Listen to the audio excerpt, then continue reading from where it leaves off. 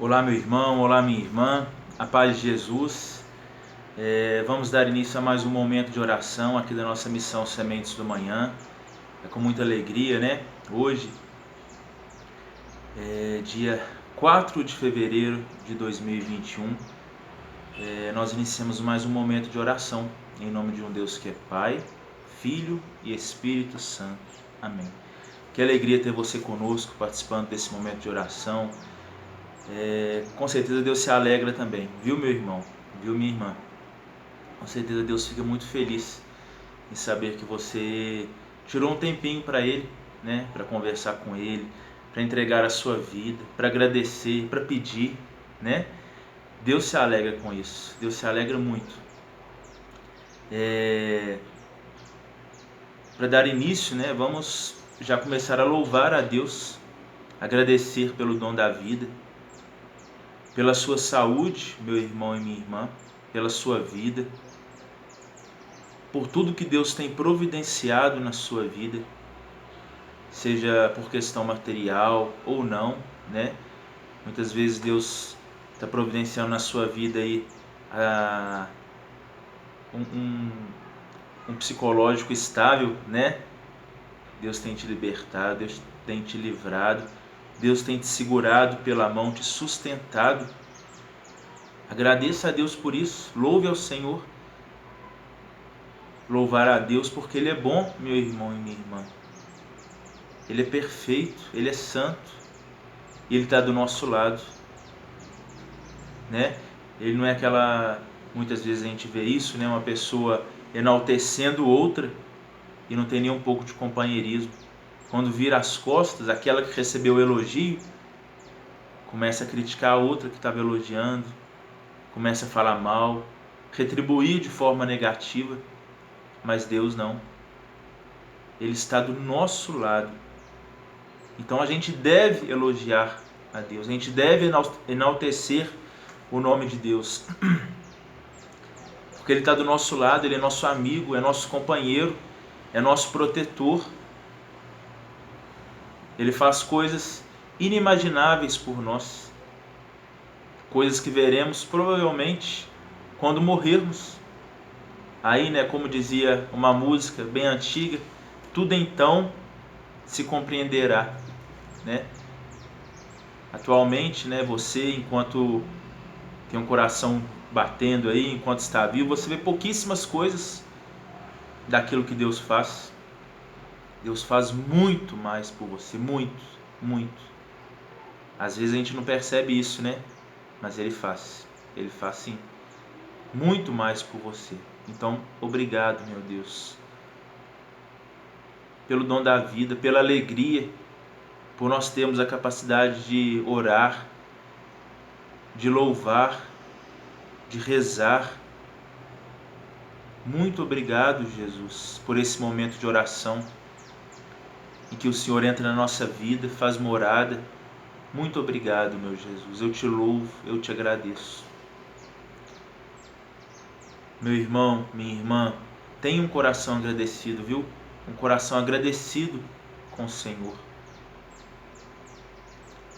A gente, enquanto seres humanos, cheio de dúvidas, cheio de problemas para serem solucionados, muitas vezes a gente cai no pecado da revolta e sobra para quem?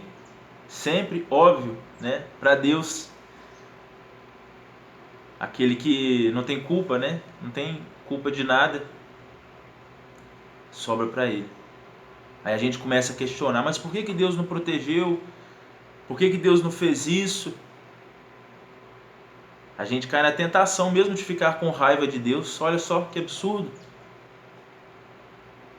Sendo que é Ele que nos protege, é Ele que nos sustenta, é Ele que nos conforta na hora do luto, é Ele que é nosso amparo, é Ele que nos carrega no colo, é Jesus, meu irmão e minha irmã. Você está achando que está ruim ainda? Podia ser pior, viu? Podia ser pior. É a realidade. Se está difícil para você, podia estar sendo pior, mas Deus está te segurando, Deus está te sustentando. Então entregue-se nas mãos dele. Entregue-se aos cuidados do Senhor. E ele vem, e ele cuida, e ele te protege. Amém? Convido você, o trecho da Bíblia que a gente vai ler hoje é um trecho bem curtinho, esse trecho inicial. É o Salmo 39, versículo 2. Salmo 39, versículo 2. Ele diz assim: Esperei no Senhor com toda a confiança. Ele se inclinou para mim, ouviu meus brados. Palavra do Senhor, graças a Deus. Vamos ler de novo? Merece, né? Tão curtinho. Esperei no Senhor com toda a confiança, e ele se inclinou para mim, ouviu meus brados. E se a gente continuar mais um pouquinho, olha só. Tirou-me de uma fossa mortal, de um charco de lodo. Assentou-me os pés numa rocha, firmou os meus passos. Pôs-me nos lábios um novo cântico, um hino à glória de nosso Deus. Palavra do Senhor, graças a Deus. Meu irmão, minha irmã, essa palavra de Deus, você pode até pensar que o contexto não é o nosso, porque foi escrita há milhares de anos atrás, mas é um contexto atual em que ela se enquadra. É para nós hoje. O que é esperar no Senhor com toda a confiança? E olha a consequência, ele se inclinou para mim, ouviu meu brado, e aí vem a promessa de Deus sendo concretizada, tirou-me da fossa mortal. Mas você está vendo que tem uma ordem cronológica? Primeiro, esperei no Senhor com toda a confiança. Quando a gente espera no Senhor, meu irmão e minha irmã, não é igual numa fila de um banco, que você olha o caixa atendendo a pessoa e você sabe mais ou menos quanto tempo você vai ficar naquela fila. E você fica parado na fila, né? Anda um pouquinho, para, anda um pouquinho, para. Esperar no Senhor é diferente. A gente não sabe a hora que Deus vai fazer, que Ele vai se curvar para nós, que Ele vai se inclinar em nossa direção e nos atender, ouvir os nossos brados. Pode ser a qualquer momento. Esperar no Senhor, meu irmão e minha irmã, não é olhar para o relógio e esperar o tempo passar, não. Esperar no Senhor é você ter uma vida de santidade. É você confiar em Deus, confiar na providência de Deus, que um dia Deus vai poder te atender, e Ele vai te atender, Ele vai se inclinar e atender esse seu brado, esse seu clamor. Mas é levar uma vida de santidade. Olha os santos.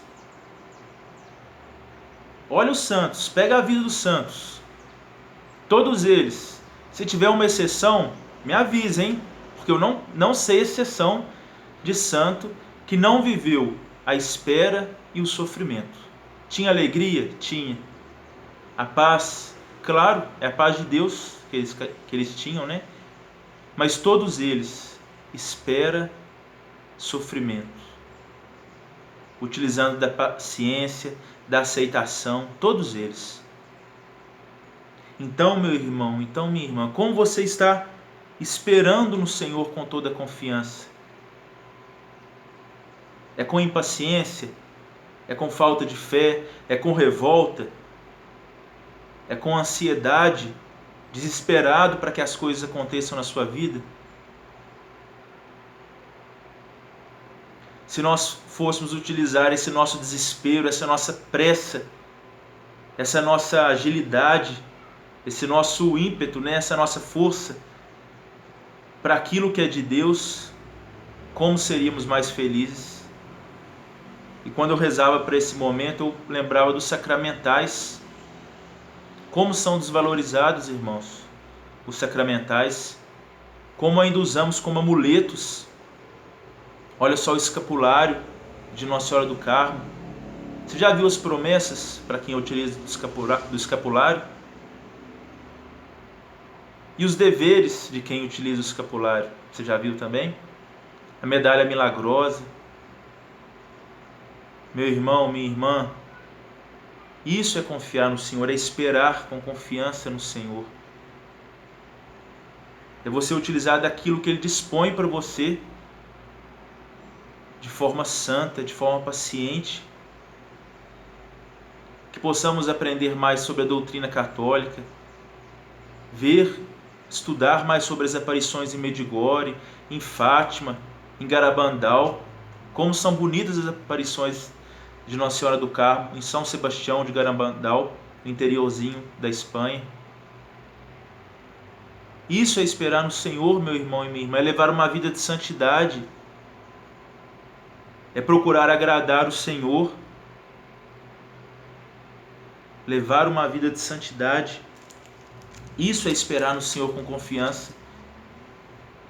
Pode levar 2 anos, 3 anos, mas não tem problema. A vontade de Deus que prevalece. Mas a certeza não vai sair do seu coração que Ele se inclinará para ouvir, né? Se inclinará na sua direção e ouvirá o seu brado. E o que acontecerá? Vai tirar você daquela fossa mortal. O que é uma fossa? Você sabe o que é uma fossa, o que tem na fossa, o que tem na fossa, né? Hoje tem encanamento, tem sistema de esgoto, né? Ainda existem muitas casas com fossa ainda. Você sabe o que tem na fossa. Olha do que Deus nos tira, daquela podridão, daquela imundície. Ele nos tirará de lá, daquele charco cheio de lodo, com um odor insuportável. E olha a promessa de Deus, nos assentará os pés na rocha firme.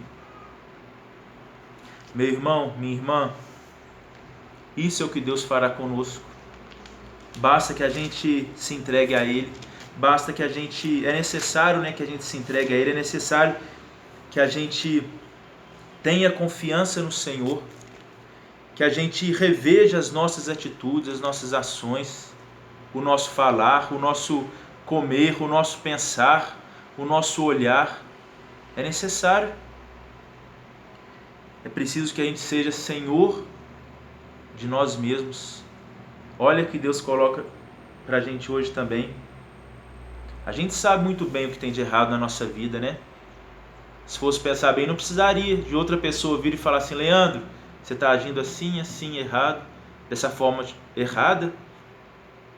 Você tem que mudar. A gente sabe o que precisa mudar. A gente sabe o que a gente está fazendo de errado. Mas às vezes é preciso alguém para alavancar a nossa vida, né? Para puxar a gente, para a gente acordar para a vida. Olha só lá em Provérbios 25. Como uma cidade desmantelada, sem muralhas, tal é o homem que não é senhor de si. E é isso que Deus nos pede hoje. O autocontrole, o autodomínio. A gente sabe o que tem de errado em nossa vida.